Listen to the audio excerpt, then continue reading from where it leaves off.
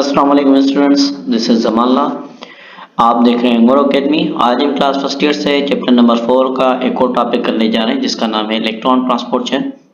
Basically जो है हमने इससे पहले ग्लाइकोलाइसिस पढ़ी है, क्रेब्स साइकिल पढ़ी है और आज हमारा जो थर्ड फेज है वो एरोबिक रेस्पिरेशन का है, इलेक्ट्रॉन ट्रांसपोर्ट चेन। तो आते हैं टॉपिक की तरफ। अच्छा, तो इस प्रोसेस में बेसिकली होगा क्या?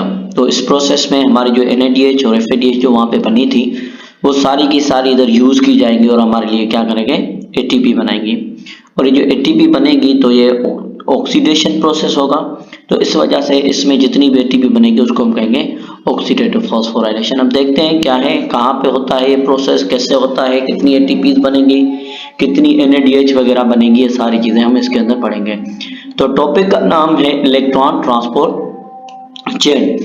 तो ये क्या है, ये हमारा जो है थर्ड फेज है किसका, एरोबिक रेस्पिरेशन का। इधर क्या होगा, NADH और FADH जो बनी थी हमारी ग्लाइकोलाइसिस के दौरान इंटरमीडिएट फेज में और क्रेब्स साइकिल में। अब इधर क्लियर करते हैं चीज। ग्लाइकोलाइसिस तो हमें पता है, इंटरमीडिएट फेज कौन सा था, अगर आपको थोड़ा रिकॉल करवाऊं तो इंटरफेस हमने पढ़ा था ऑक्सीडेशन ऑफ पायरुवेट वाला फेज। उसके अंदर जितनी NADH बनी थी वो भी इधर यूज होगी। देन हमारे पास क्रेब्स साइकिल में तो अब वो इधर जो है ऑक्सीडाइज होगी, लाइब्रेट होगी। क्या होगा, इनमें से एनर्जी रिलीज होगी और वो जो एनर्जी है उस एनर्जी से क्या किया जाएगा, तो उस एनर्जी को इस्तेमाल करके हमारे लिए इधर ATP बनेगी। ये जो ATP बनने वाला जो अमल है इसको कहा जाता है ऑक्सीडेटिव फास्फोराइलेशन। क्या कहा जाता है, तो कहा जाता है ऑक्सीडेटिव फास्फोराइलेशन। अब देखते हैं क्या होता है इसमें। बेसिकली जो है इलेक्ट्रॉन्स प्रोसेस होगा और प्रोटॉन ट्रांसफर होंगे हमारे पास इलेक्ट्रॉन ट्रांसपोर्ट चेन में केमियोस्मोसिस के थ्रू। अब इधर जो है बात ये आती है कि इलेक्ट्रॉन ट्रांसपोर्ट चेन होती कहाँ पे। तो बेसिकली हमने माइटोकॉन्ड्रिया पढ़ा है आपने। तो माइटोकॉन्ड्रिया के ये जो है स्ट्रक्चर है, फॉर सपोज करते हैं ये स्ट्रक्चर है इसकी आउटर मेम्ब्रेन, देन इसकी इनर मेम्ब्रेन में फोल्ड्स होते हैं, फोल्ड्स लाइक स्ट्रक्चर होते हैं, इनको कहा जाता है क्रिस्टाई। तो इस क्रिस्टाई के ऊपर लगी हुई होती है इलेक्ट्रॉन ट्रांसपोर्ट चेन, या जिसको हम शॉर्ट फॉर्म में कह देते हैं ETC, इलेक्ट्रॉन ट्रांसपोर्ट चेन। अच्छा, इससे पहले क्रेब्स साइकिल जो हुआ था वो इसमें हुआ था जिसको मैट्रिक्स कह रहे थे माइटोकॉन्ड्रिया का। अब इसमें जितनी भी इलेक्ट्रॉन ट्रांसपोर्ट चेन जो है उसमें कौन कौन सी चीजें आएंगी, तो एक हमारे पास कोएंजाइम Q आएगा, सीरीज ऑफ साइटोक्रोम होगी जो साइटोक्रोम B, C, A और साइटोक्रोम A3। देन हमारे पास जो है ATP कॉम्प्लेक्स आएगा जो H हाइड्रोजन को पंप करेगा और हमारे लिए ATP वगैरह बनेगी। तो एक एक करके शुरू करते हैं नेक्स्ट में।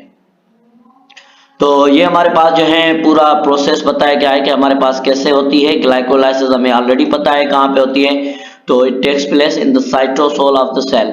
कहाँ पे होती है, साइटोसोल में, साइटोप्लाज्म के। तो साइटोसोल में हमारे लिए 2 ATP बनी थी और एंड प्रोडक्ट में, और 2 हमारे पास NADH बनी थी। देन हमारे पास पायरुवेट ऑक्सीडेशन जो होती है ये भी हमारे पास जो है दोनों जगह पे, एक तो माइटोकॉन्ड्रिया में, दूसरा उससे बाहर। तो इसने भी 2 NADH हमारे लिए बनाई थी, ठीक है, और इसमें हमारे पास जो है पायरुवेट मॉलिक्यूल बना था। तो 2 ATP नहीं, सॉरी 2 NADH बनी थी। क्या बनी थी, 2 NADH बनी थी हमारे लिए जो इधर यूटिलाइज होने वाली है। देन हमारे पास ये इंटर होता है क्रेब्स साइकिल में, इधर भी हमारे लिए 2 NADH बनी थी, सॉरी बेसिकली 2 NADH नहीं बनी थी, सॉरी 2 FADH बनी थी और 6 हमारे लिए NADH बनी थी, वो इधर यूटिलाइज होगी।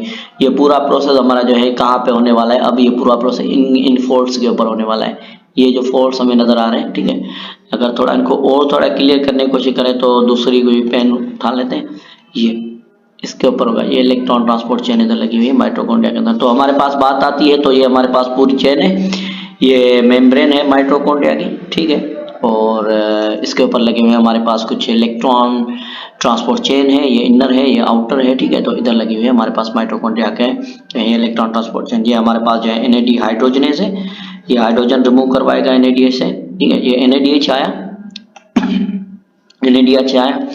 NADH ने क्या किया, 2 इलेक्ट्रॉन डोनेट किए और ये रिलीज हो गया किसमें, NAD में, और हाइड्रोजन क्या हो रहे हैं, पंप हो रहे हैं इनर स्पेस में। देन ये कोएंजाइम Q के पास जाएगा, देन कोएंजाइम Q क्या करेगा, FADH जो है हमारे ये कन्वर्ट हो गए किसमें, FAD में, इलेक्ट्रॉन्स आ गए इसके पास। देन आगे चला गया हमारे पास BC कॉम्प्लेक्स, देन हमारे पास जो है आगे ट्रांसफर होता हुआ और साइटोक्रोम ऑक्सीडेटिव कम्प्लेक्स के पास आया, ठीक है। फिर देन हमारे पास जो है ये आके जाके हाइड्रोजन जो हमारे अंदर की तरफ है, अंदर की तरफ हाइड्रोजन ग्रेडियंट हो गए, अंदर हाइड्रोजन ग्रेडियंट हो गए तो क्या हुआ कि ये हाइड्रोजन बाहर पंप होंगे और 3 हाइड्रोजन रिलीज होकर हमारे लिए क्या बनाएंगे, एक एडीपी को कन्वर्ट करेंगे एटीपी में, ठीक है। ये क्या कहलाता है, ये कहलाता है एटीपीएस सिंथेस, ये एक एंजाइम है। अब आगे पहले इसकी रीडिंग कर लेते हैं, देन हमें और ज्यादा क्लियर हो जाएगी चीजें। तो electron transport chain during oxidative phosphorylation, ठीक है, ये कहाँ से स्टार्ट होती है, तो ये ऑक्सीडेशन ऑफ NADH से स्टार्ट होती है, जो क्या करता है 2 इलेक्ट्रॉन रिलीज करता है और हमारे लिए 2 प्रोटॉन हाइड्रोजन के, ठीक है। एनर्जी इसमें से रिलीज होती है, ये एनर्जी जो यूटिलाइज करते हैं ताकि हमारे लिए पहला मॉलिक्यूल बने किस चीज का, एटीपी का। देन NADH जो है ऑक्सीडाइज होती है एक कोएंजाइम से जिसको कहा जाता है कोएंजाइम Q। फिर हमारे पास जो है FADH आती है जो इसको भी आल्सो कौन ऑक्सीडाइज कर रहा है, कोएंजाइम Q कर रहा है, पीछे डायग्राम में देख रहा है जो कोएंजाइम Q नाउ अब इसने क्या किया, ऑक्सीडाइज किया, तो क्या है किसके पास, साइटोक्रोम B, जो ऑक्सीडाइज होने के बाद जो है साइटोक्रोम C के पास। इस स्टेज पे हमारे लिए इतनी एनर्जी रिलीज हो चुकी है किस चीज के लिए, ताकि जो है लाइब्रेट हो, अलग हो सके और हमारे लिए एटीपी कम्प्लेक्स के साथ, और ये वाली एनर्जी जो है इस्तेमाल की जाएगी एक और मॉलिक्यूल बनाने के लिए, किसके लिए, एटीपी के थ्रू। अच्छा, साइटोक्रोम के पास जो है हमारे पास 2 एंजाइम हैं जिसको कहा जाता है साइटोक्रोम A और दूसरा साइटोक्रोम A3। लास्ट में हमारे पास साइटोक्रोम A3 है जो ऑक्सीडाइज करता है एक एटम ऑक्सीजन का, और इलेक्ट्रॉन इसके पास आके अराइव होते हैं प्रोटॉन के साथ। एक मॉलिक्यूल इधर हमारे लिए पानी का बन चुका है। हुआ क्या कि इधर क्यों बना, क्योंकि oxygen is the final electron acceptor. जो इलेक्ट्रॉन्स हमारे जो रिलीज हुए थे वो कहाँ पे आके ऐड होने वाले हैं, तो ऐड होते हैं आके ऑक्सीजन के साथ। जैसे ही ऐड होंगे तो उनमें एनर्जी होगी, तो उस एनर्जी की वजह से हाइड्रोजन इसमें ऐड होगा और हमारे लिए पानी का मॉलिक्यूल बनाएगा।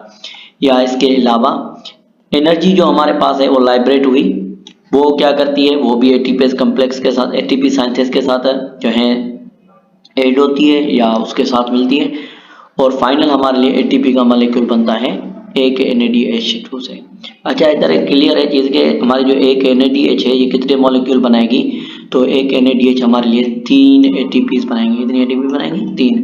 तो एक NADH जब ऑक्सीडाइज होगी तो हमारे लिए 3 ATPs बनेगी। तो कुल मिला के मतलब कि हमारे पास कितनी NADH है, तो हमारे पास 10 NADH है। तो 10 NADH हमारे लिए कितनी ATPs बना रही है, तो 10 NADH हमारे लिए बनाएंगी 30 ATP। कितनी बनाएंगी, 30। तो 30 ATP हमारी ऐसे बनती है, ठीक है। ATP जो है हमारे पास क्या हुआ, इलेक्ट्रॉन ट्रांसपोर्ट